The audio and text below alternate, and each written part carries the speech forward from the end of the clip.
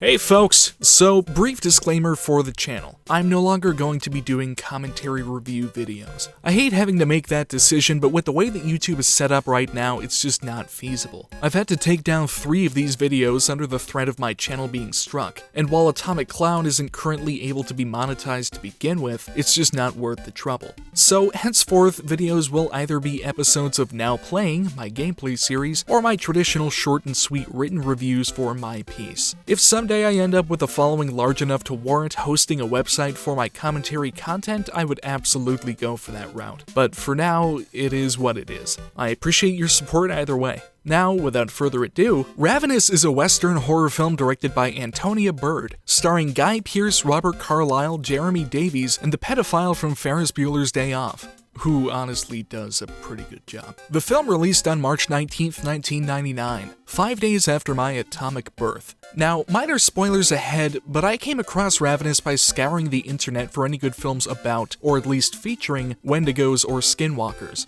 As it turns out, there are scarcely any to be found, which I consider a terrible vacancy in cinema given the horrific potential that at least skinwalkers possess as a prospect. I acquired both Ravenous and The Last Winter starring Ron Perlman, and I watched them within a couple days of each other. The Last Winter I found interesting in some respects, though lacking in too many to remain in my library. Some decent ideas and some decent performances, but overall pretty underwhelming. Ravenous, however, is a different beast entirely, both figuratively and literally. This is a horror film inherently, and it could be considered a black comedy, but I wouldn't say that there's enough humor to qualify it as such personally, at least not deliberate humor. At first, I was a bit surprised it was a '99 film, as visually it looks more like a late 70s or early 80s production. I didn't find it distracting though. What I did find distracting, however, was the editing. There are more constant cuts in this than I think I've ever seen in any film, and they're frequently rather confusing shots to Guy Pearce freaking out in the future.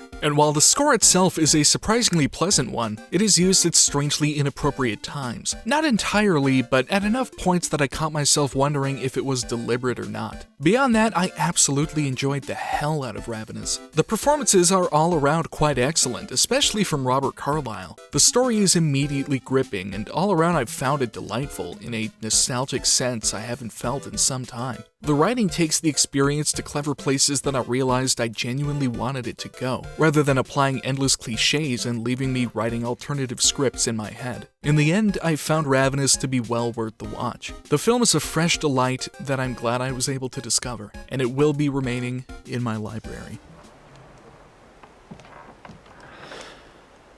You know, not that long ago I couldn't do that.